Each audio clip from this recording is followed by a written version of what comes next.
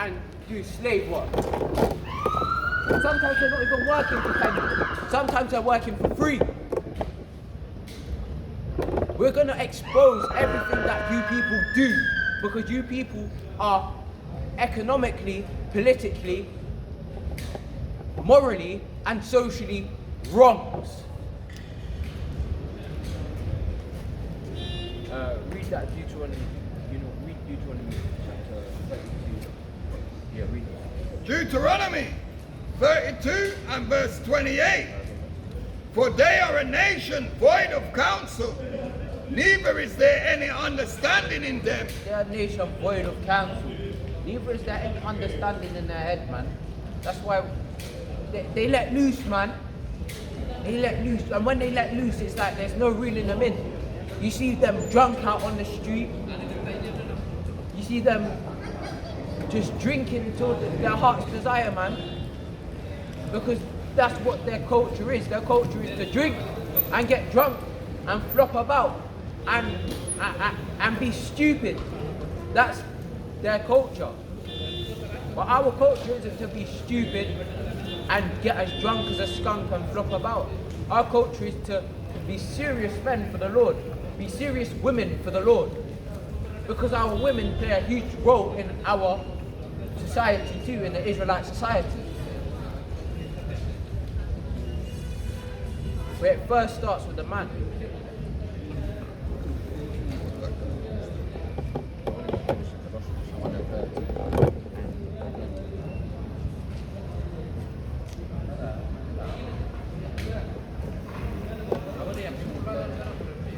This is the book of Colossians, chapter 1 and verse 13.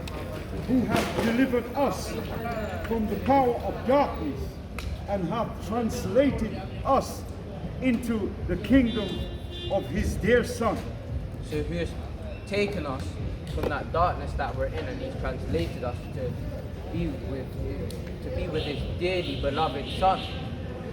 And it got so serious that the Lord literally had to send down his one begotten Son on earth to pay the ultimate price for our sins, for the nation of. Get me Matthew chapter 1 and verse 6 and 2 and 6.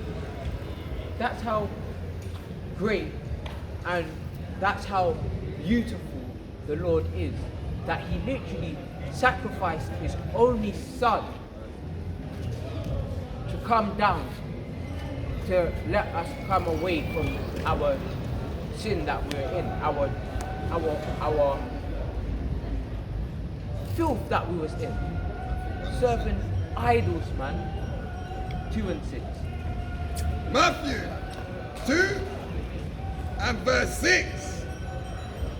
And thou, Bethlehem, in the land of Judah, are not the least among the princes of Judah, for out of thee shall come a governor that shall rule my people Israel. Because out of thee came a governor which shall rule his people Israel. The Lord has come and he sent his one begotten Son, his beloved Son, down for the children of Israel. To keep the children of Israel safe. To keep the children of Israel from still going on to where there was a point of no return, where we were all supposed to be finished, because we had gone into so far into idolatry. The northern kingdom went into idolatry and the southern kingdom was going into idolatry, but the Lord came and saved his people from it.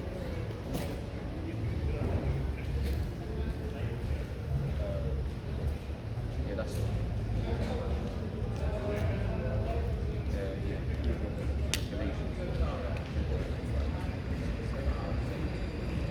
Galatians 5 and verse 16. This I say then, walk in the Spirit, and ye shall not fulfill the lust of the flesh.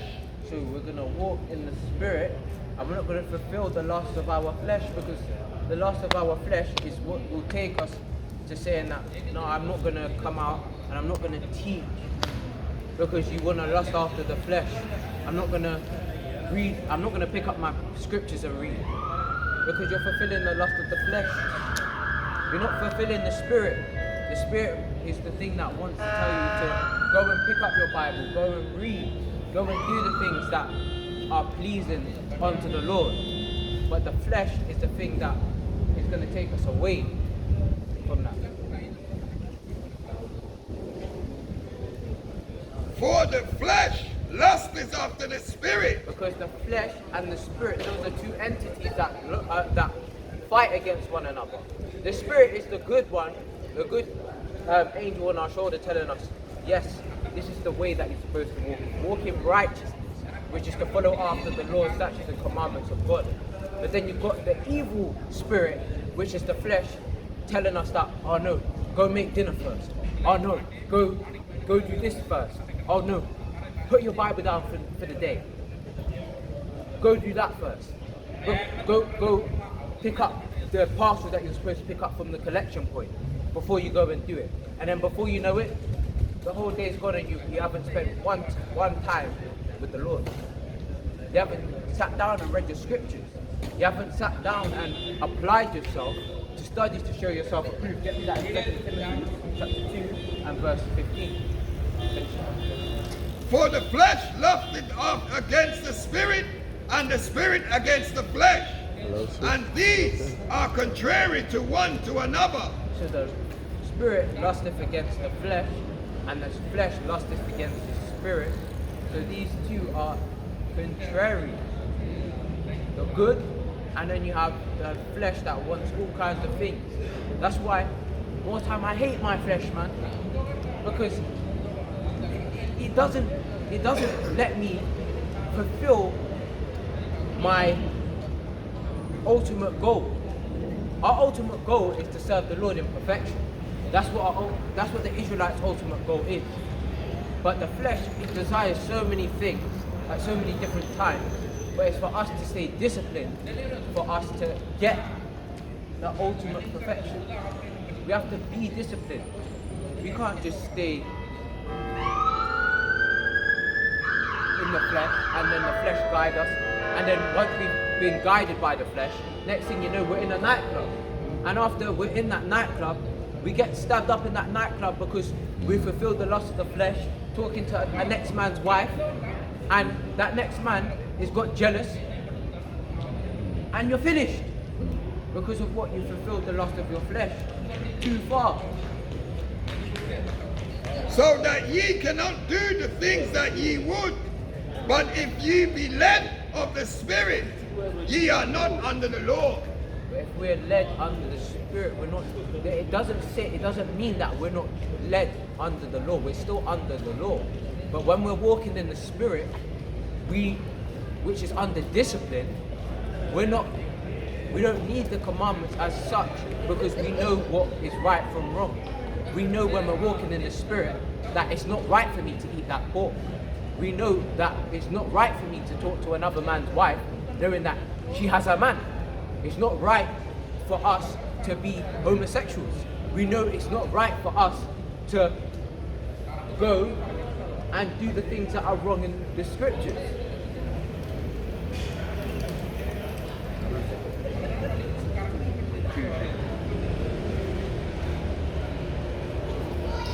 This is 2 Timothy chapter 2 and verse 15.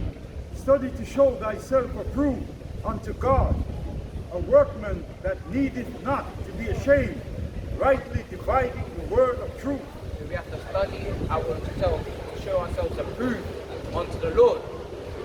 We have to continue to study these scriptures in order to come out and bring out this word, and bring it out with boldness, and not bring it out with any fearfulness in our minds.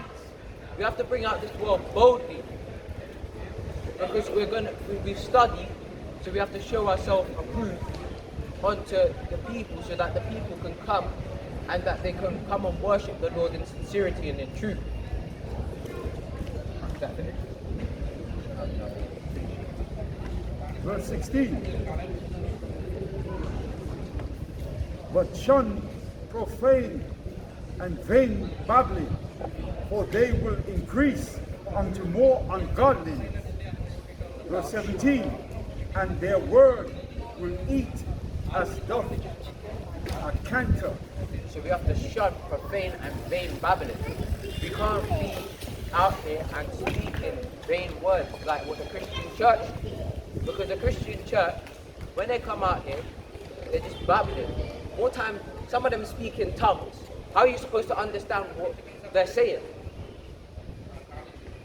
When it says that we can't be out here babbling, we can't be out here babbling just out of our own mouths, man. Just not going to any of the scripture. We read one scripture, John 3:16, and that's the one scripture that we're going to bring out for the whole day. And close the book. And next thing, pastors on the pulpit saying, Jesus, oh Jesus. But where's the knowledge in it? Well, how are we enlightening our people to get more wisdom? Because that's the principal thing. Get me Proverbs chapter 4 and verse 7.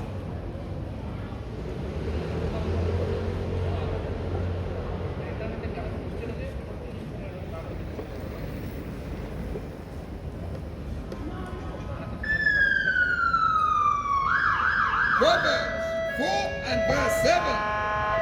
Wisdom is the principal thing. So wisdom is the principal thing. You've got to let Esau make his noise, man, because Esau, you know, he's a noisy man. Even when he's a child, he's a noisy baby. Just crying, even when there's no reason for him to cry, he's just crying. But anyway, it says wisdom is the principal thing. Therefore, get wisdom, and with all thy getting, get understanding. So wisdom is our principal thing, and when we get wisdom, we can get understanding through that wisdom. But we have to experience certain things to get wisdom for us to then be able to get the understanding of the scriptures. The pastor isn't getting wisdom from the Lord. He's getting wisdom from his, what do they call it? Theological school. Theological school. And he's getting this, he's getting his tax exemptions as well. That's his wisdom.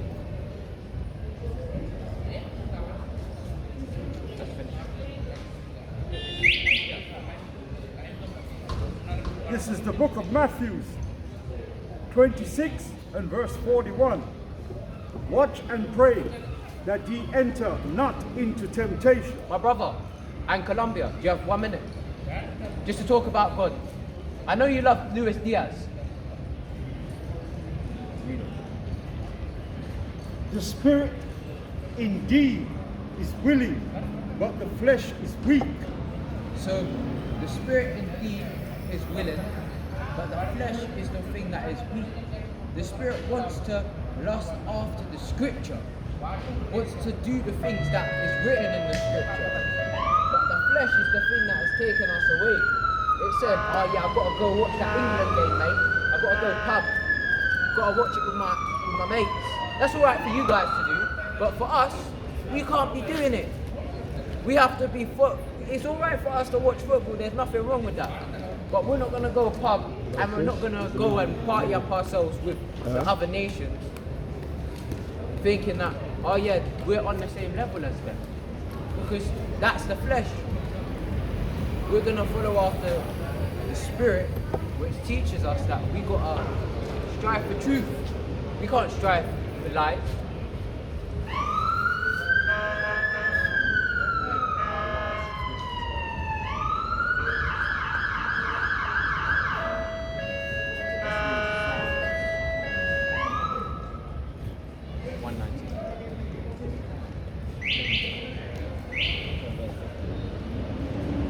Psalms 119 and verse 59.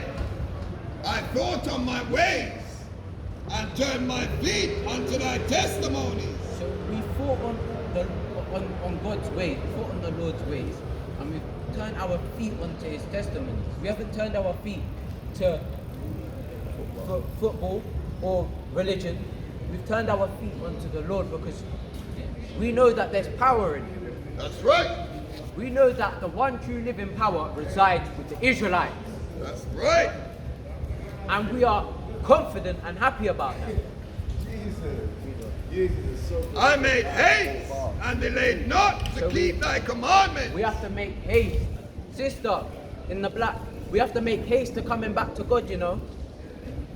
Can we make haste today? So you're not making haste then, are you?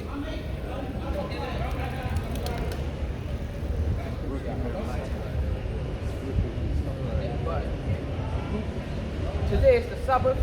We can't be working on the Sabbath day. But she's not making haste to seek the Lord. She's making haste to seek her client. The bands of the wicked have robbed me. The bands of the wicked have this is David crying out, saying the bands of the wicked have robbed him.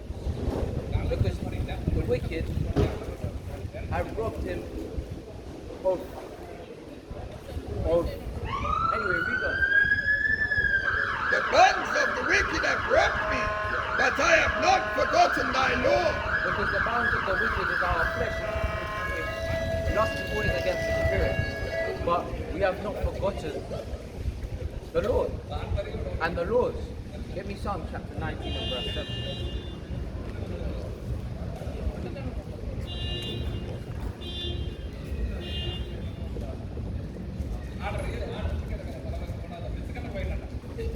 This is the book of Psalms, chapter 19 and verse 7. The law of the Lord is perfect, converting the soul. The testimony of the Lord is sure, making wise the simple. So the law of the Lord is the perfect that we're supposed to come to. And that's the perfect thing, the laws of the Lord. And his law is perfect, man, because it teaches us so many different things. When we go into the Bible, it's not like you read it once and yeah, that's it. When you go and you reread what you read maybe a couple months prior, you start to see certain gems in there. You start to see, oh, this word means this word means that. And you start to compile it together, and then you get your wisdom that way. You get your knowledge that way. Because there's certain gems in the scriptures that teaches us everything that we need to know in life. It teaches us how to treat our household. It teaches us how to treat our brothers and sisters. It teaches us how to love one another. It teaches of our own people, because we don't love everyone. It teaches us how to police our nation. It teaches us how to be kind to one another and to show each other love according to the scriptures. It teaches us what we can eat from what we cannot eat. It teaches us how to serve the Lord on his Sabbath day. It teaches us how to serve the Lord on his feast days. It doesn't say anything about Christmas, because Christmas isn't written in the Bible. But the laws teach us everything. That's why the laws are perfect.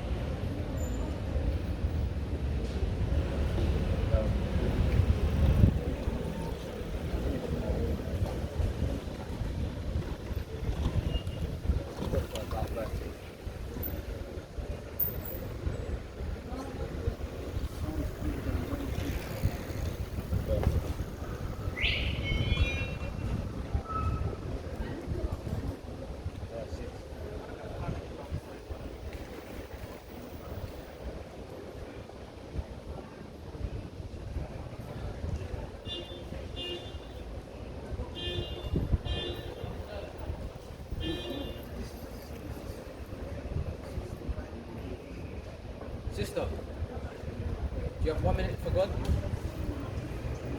Or do you just love yourself?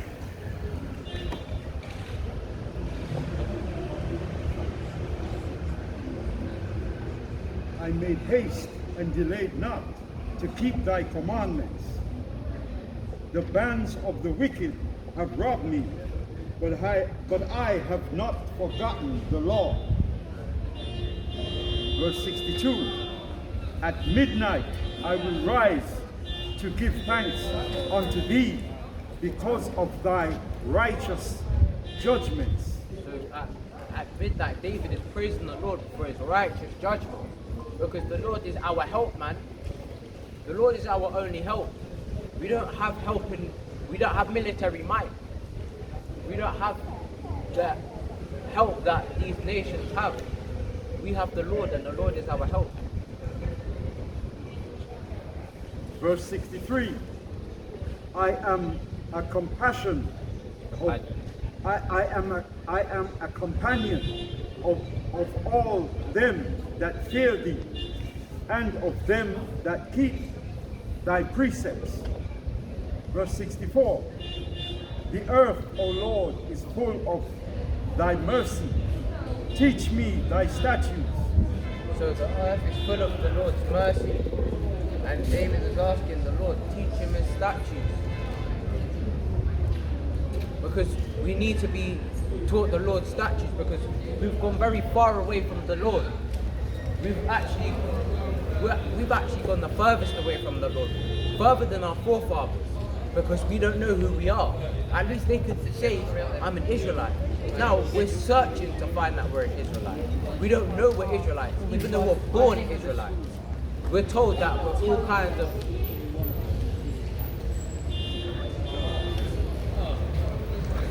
bywords and proverbs, but the Lord prophesied that this would happen to us. And now we've gone on and tried to look like the Europeans instead of looking like ourselves. We're not supposed to be trying to look like no one. We're supposed to be authentic, because we are the real authentics in the world. The Europeans are a new thing, bro. We're the authentic, because Adam was made off of the dust of the ground. And what color is the dust of the ground? Brown. The deeper you dig, the darker it gets. Esau was a new thing that came into earth. He was the first thing of the non-melanated people that came into earth. Even Ishmael was melanated, but he wasn't chosen. Even Moab, which is the so-called Chinese people, they are actually melanated people, because when they stand in the sun, they tan, but they go and bleach themselves. Well, anyway, with that, I'm going to close out and give it on to another mighty and powerful speaker. And I say, Barakatah Hawa, Barakatah Washai, Barakatah Hawa, Barakatah Washai. I Manuela, Shalom. Kom Yasharala.